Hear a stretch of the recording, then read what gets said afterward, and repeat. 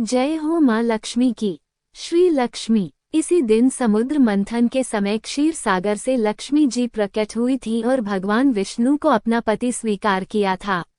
कथा इस प्रकार है। एक बार भगवान शंकर के अंशभूत महर्षि दुर्वासा पृथ्वी पर विचर रहे थे।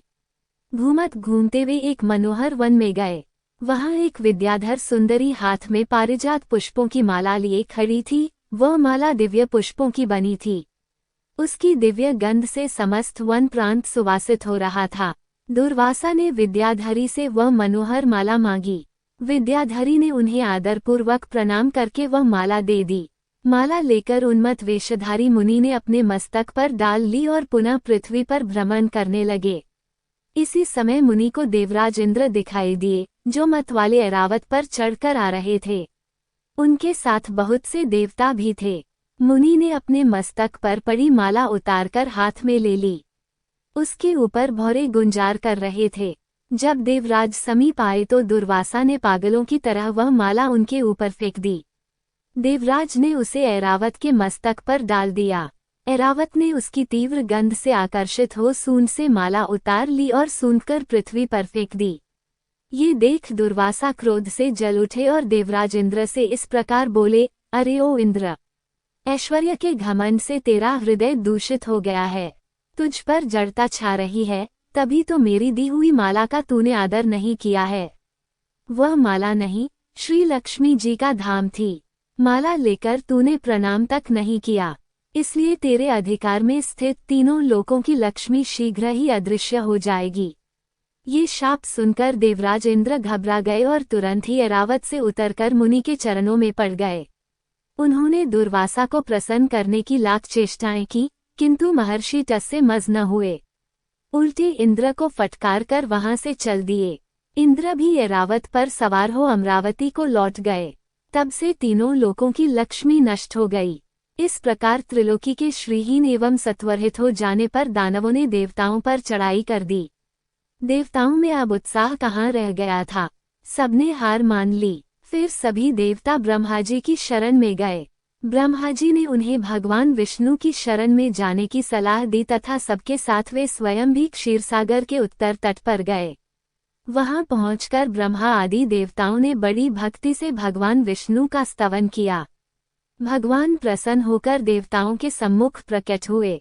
उनका अनुपम तेजस्वी मंगलमय विग्रह देखकर देवताओं ने पुनः स्तवन किया।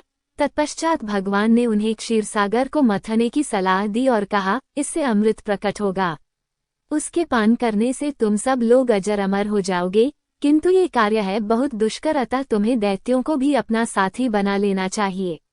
मैं तो तुम्हारी सहायता करूंगा ही।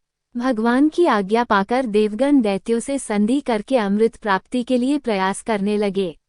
वे भांति भांति की औषधियां लाए और उन्हें क्षीरसागर में छोड़ दिया।